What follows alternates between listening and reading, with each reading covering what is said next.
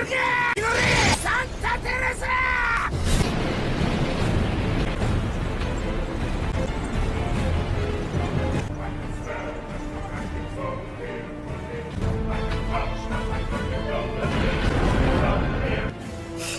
video kali ini, KZ Anime akan membahas 10 perubahan wujud Resurrection terkuat yang dimiliki oleh masing-masing Espada. Untuk sekedar informasi, yang belum tahu apa itu Resurrection, Resurrection adalah perubahan bentuk terkuat yang dimiliki oleh seorang Arrancar dengan cara melepaskan inti kekuatannya yang disegel dalam sebuah pedang. Seorang Arrancar akan mampu berubah wujud dan bentuk serta dapat mengeluarkan kekuatan penuhnya. Hal ini persis seperti perubahan Bankai yang dimiliki oleh para Shinigami. Masing-masing dari Arrancar juga memiliki perubahan Resurrection yang berbeda-beda. Penasaran seperti apa perubahan Resurrection serta kekuatan yang dimiliki oleh masing-masing dari para Arrancar? Tanpa berlama-lama lagi, langsung saja kita mulai pembahasannya.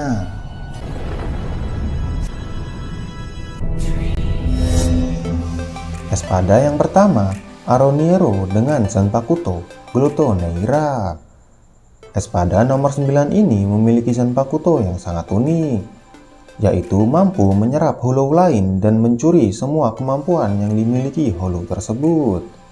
Pada saat pertarungannya melawan Kuchiki Rukia, Aroniero mengatakan bahwa dirinya telah memakan sekitar 33.650 hollow.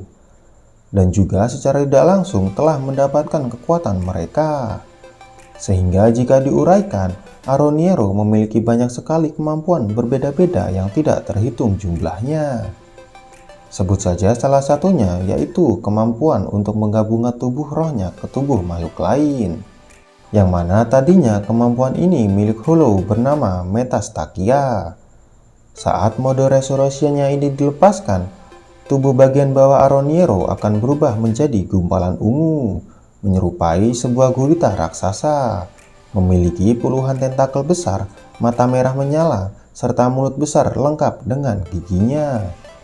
Dalam mode Resurrection-nya ini, Aroniero memiliki akses penuh ke semua kemampuan yang telah dia serap di sepanjang hidupnya, secara bersamaan dan tanpa batas.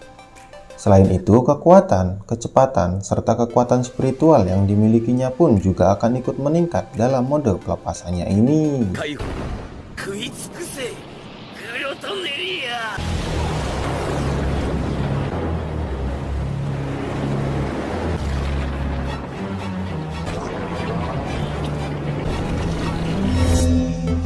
Espada yang kedua, Zael Aporo dengan Zanpakuto Fornicaras. Espada nomor 8 ini memiliki Zanpakuto yang sangat hebat.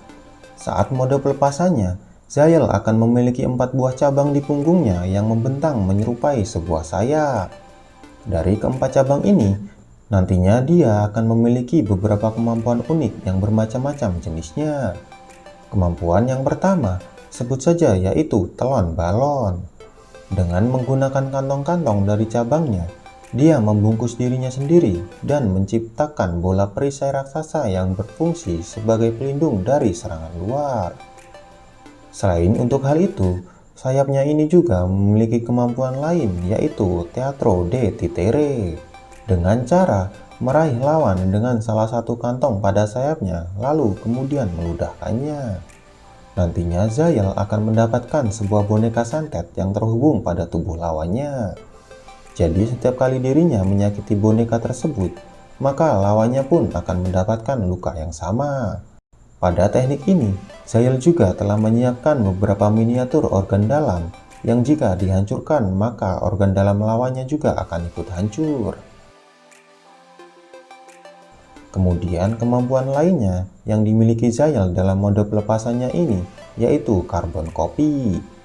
Dengan mencipratkan cairan hitam ke tubuh lawan, Zael akan mampu menciptakan pasukan yang mirip dengan lawannya, baik dari segi kemampuan maupun kekuatan lawannya. Dan jika tiruannya ini berhasil dikalahkan, mereka akan pecah dan menjadi berlipat ganda, yang mana hal ini membuat jumlahnya menjadi semakin banyak. Selanjutnya ada kemampuan bernama Possession. Kemampuan ini memungkinkan Zayel mengambil kendali penuh atas tubuh lawannya. Hal ini bisa dilakukan dengan cara merubah tubuhnya menjadi cairan dan masuk ke dalam sistem syaraf lawan. Lalu yang terakhir dalam mode Resurrection-nya ini, Zayel juga memiliki kemampuan unik yang bernama Gabriel, yang mana memungkinkannya untuk dapat dilahirkan kembali setelah dia mati.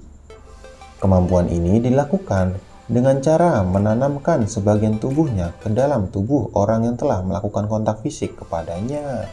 Dan dengan menyerap seluruh cairan yang ada di tubuh korban, dia akan bisa terlahir kembali melalui tubuh korbannya tersebut.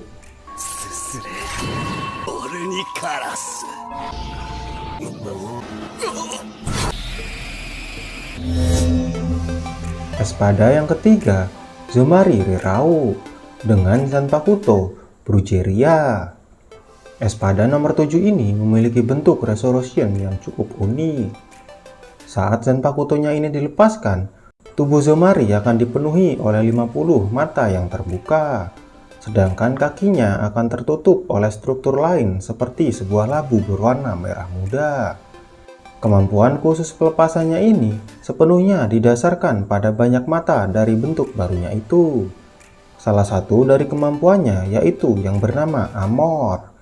Dengan menggunakan mata di tubuhnya, Zomari dapat mengendalikan satu buah objek untuk setiap mata, baik itu kaki, tangan, pedang, maupun kepala lawan. Hal ini dilakukan dengan cara menembakkan simbol tato matahari pada objek menggunakan tatapan matanya. Karena Zomari memiliki 50 mata, maka kemungkinannya dia bisa mengendalikan 50 objek yang berbeda secara bersamaan. Selain Amor, kemampuan lain dari pelepasannya adalah El Embryon. Kemampuan ini sebagai upaya defensif dari serangan lawan, dengan cara menutupi seluruh tubuh menjadi bentuk sebuah bola. Meski terbilang sangat efektif untuk melindungi diri, namun sayang penggunaannya ini harus mengorbankan semua mata yang ada di tubuhnya.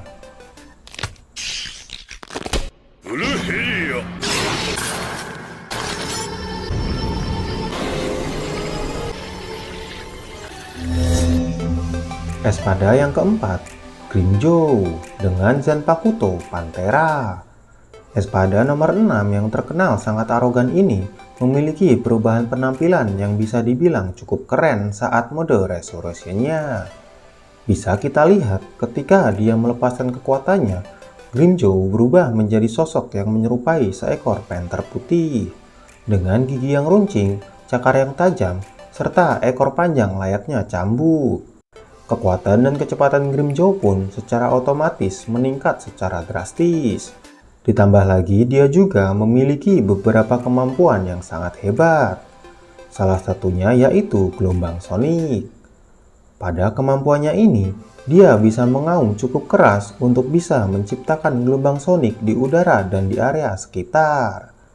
Yang mana serangan ini cukup kuat untuk menjatuhkan lawan dari jauh. Selain itu, dia juga memiliki kemampuan yang bernama Gara de la Pantera, yaitu mampu menembakkan roket dengan berkecepatan tinggi dari sikunya, yang dapat melukai lawan dari jarak jauh.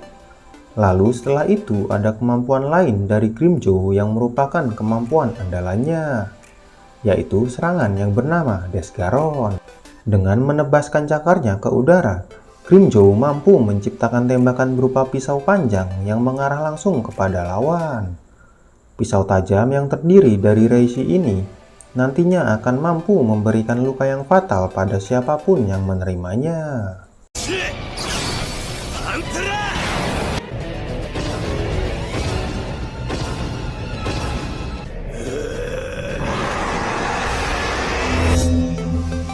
Espada yang kelima, Noitra Gilga dengan Zanpakuto Santa Teresa. Pada saat melawan Kenpachi Zaraki untuk pertama kalinya, Noitra memperlihatkan bentuk perubahan Resurrection-nya. Pada saat perintah pelepasannya ini diaktifkan, Noitra akan menubuhkan lengan tambahan di bawah lengan utamanya. Tambahan lengan ini pun diikuti dengan senjatanya yang bertambah menjadi 4. serta memiliki bentuk baru yang lebih runcing. Dalam mode pelepasan ini, baik dalam kekuatan fisik maupun kekuatan spiritual Noitra meningkat secara drastis. Selain itu, dia juga memiliki beberapa kemampuan yang terbilang sangat unik dan hebat. Seperti misalnya, mampu menumbuhkan lengan yang lain di bawah lengan tambahan sebelumnya. Sehingga jumlah total lengan yang ia miliki menjadi 6 buah. Dia juga mampu menciptakan senjatanya sendiri melalui lipatan pergelangan tangannya itu. Yang mana hal ini memungkinkan Noitra untuk dapat mengganti senjata setiap kali mengalami kerusakan. Dan satu lagi kemampuan unik yang dimiliki Noitra adalah tingkat regenerasinya yang berkecepatan sangat tinggi. Dengan keahliannya ini, dia mampu menyembuhkan luka secara instan dan meregenerasi anggota tubuhnya yang telah terputus. Namun sayangnya, kemampuan ini tidak begitu efektif jika dirinya mendapatkan luka yang terlalu parah.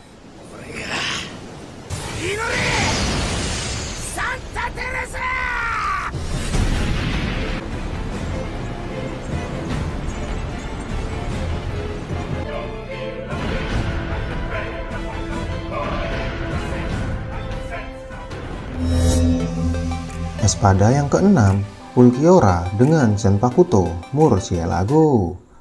Espada nomor 4 ini memiliki penampilan yang mirip menyerupai kelelawar saat pelepasan Zanpakutonya diaktifkan. Dalam mode ini, dia memiliki 2 pasang sayap dan 2 tanduk yang tumbuh di atas kepalanya. Dari segi kemampuan, Ulquiorra memperoleh kemampuan fisik dan kecepatan Nero dan memiliki kekuatan yang jauh lebih kuat dari sebelumnya. Dia juga memiliki kemampuan hebat yang dia gunakan sebagai teknik penyerangan, seperti Luz de la Luna dan Zero Oscuras. Luz de la Luna adalah senjata ciptaannya yang berbentuk sebuah lembing berwarna hijau. Sementara Zero Oscuras adalah Zero yang memiliki daya hancur yang besar dari Zero biasa.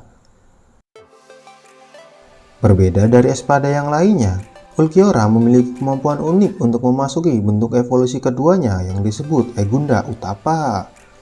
Pada saat diaktifkan, penampilan Ulquiorra kembali berevolusi, Reiatsunya meningkat dan menjadi lebih padat dari sebelumnya. Dia juga mendapat kemampuan lain seperti Latigo dan Lanza da Relampago. Latigo sendiri adalah nama teknik serangannya yang dimana dengan menggunakan ekornya yang panjang, tipis, dan kuat sebagai cambuk, dia juga kuat untuk mengangkat, menyerang, dan mencekik tubuh lawan. Sementara Lanza del Relampago adalah sebuah nama dari senjatanya yang hampir mirip seperti Luz de la Luna. Bedanya teknik ini memiliki bentuk lembing yang berbeda dan juga memiliki dampak serangan yang lebih dahsyat. Tosase Murcielago.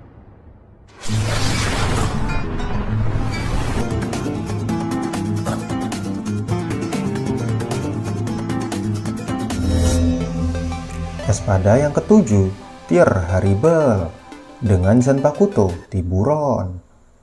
Espada nomor 3 ini memiliki Zanpakuto yang tak kalah hebat. Pada saat Zanpakutonya ini dilepaskan, perubahan dari espada nomor 3 ini tidak begitu terlihat signifikan. Dia hanya merubah pakaiannya dan ditambah perubahan pedangnya yang menjadi lebih besar. Dalam mode Resurrection-nya ini, kemampuan alami yang dimiliki Tear Haribel secara drastis ditingkatkan. Ditambah lagi dia mendapatkan kemampuan unik yaitu mampu memanipulasi air yang dihasilkan melalui pedangnya. Dengan kemampuan utamanya ini, Tear Haribel memiliki beberapa teknik serangan diantaranya yaitu Hirviendo, yang mampu mendidihkan segala bentuk air yang mendekatinya termasuk es sekalipun. Lalu ada teknik yang bernama Lagota yang dapat memadatkan sejumlah air di sekitar pedangnya untuk kemudian ditembakkan ke arah lawannya hingga menghasilkan ledakan. Kemudian ada teknik yang bernama Kaskada yang mampu meluncurkan gelombang air deras ke arah musuh sehingga membuat area pertempuran tertutupi oleh air. Selain teknik-teknik itu, Tear Haribel juga memiliki teknik bernama Trident.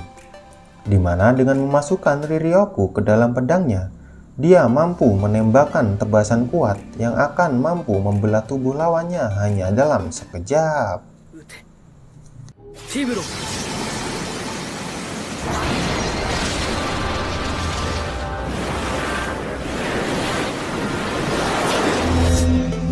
Espada yang ke-8, Baragan, dengan Zanpakuto, Arrogante.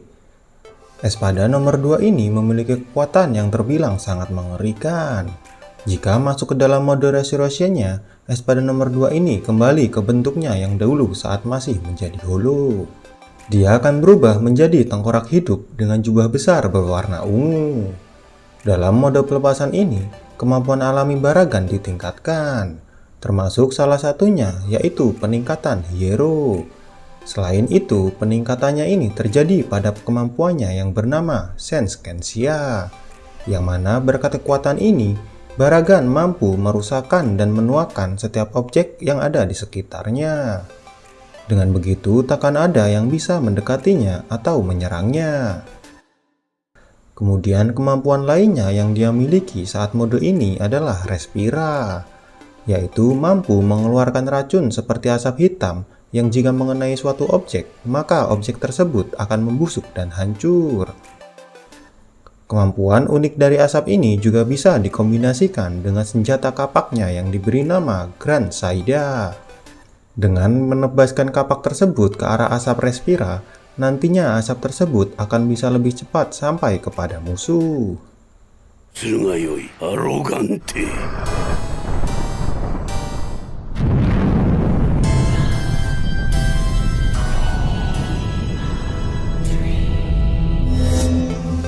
Espada yang ke-9, Coyote Start, dengan Zanpakuto Los Lobos.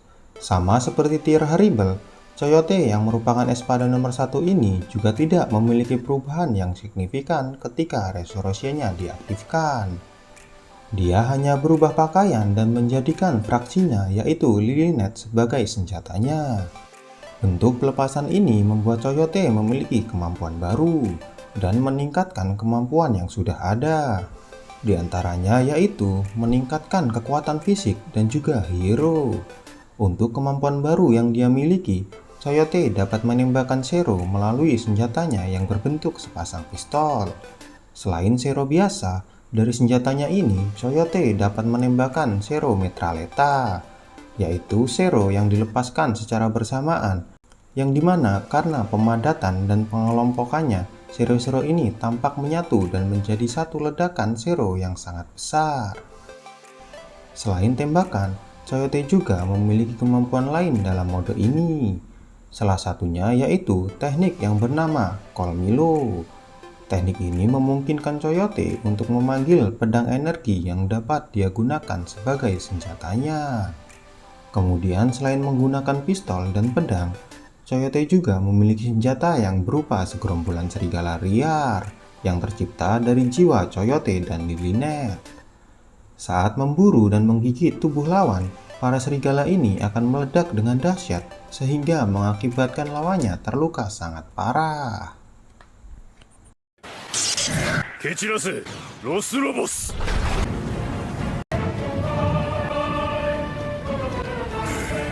Yo, koisho. Ikuze, Lilineth. Espada yang terakhir, Yami Ilargo, dengan Zanpakuto Ira. Saat Zanpakutonya dilepaskan, espada nomor 10 ini berubah menjadi sosok monster raksasa yang sangat mengerikan dan menjadi espada yang paling kuat di antara espada yang lainnya. Dalam mode tersebut, segala hal yang dia miliki meningkat dengan sangat pesat, baik itu Zero, Bala, Hero, Reatsu, daya tahan tubuh, bahkan kemampuan fisiknya meningkat pada tingkat yang tidak dapat ditentukan. Dan karena saking dahsyatnya pelepasan ini, sampai-sampai Yami pun seketika berubah menjadi espada nomor 0, alias espada yang paling kuat di antara espada yang lainnya. Terlebih Hero yang dimilikinya saat itu tidaklah main-main.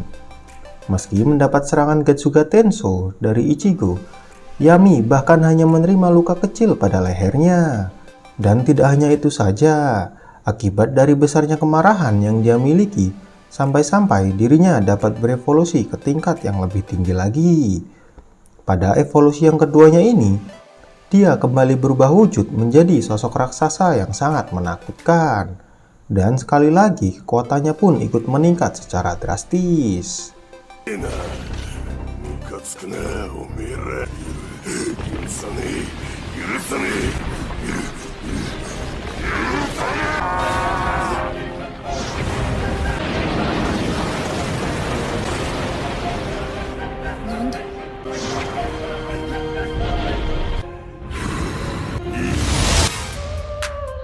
Nah, itu tadi adalah perubahan bentuk Espada terkuat yang ada di anime Bleach. Bagaimana menurut teman-teman semua tentang pembahasan kali ini? Silahkan tuliskan pendapat teman-teman semua di kolom komentar. Sekian untuk pembahasan kali ini dan sampai jumpa lagi di pembahasan yang lainnya.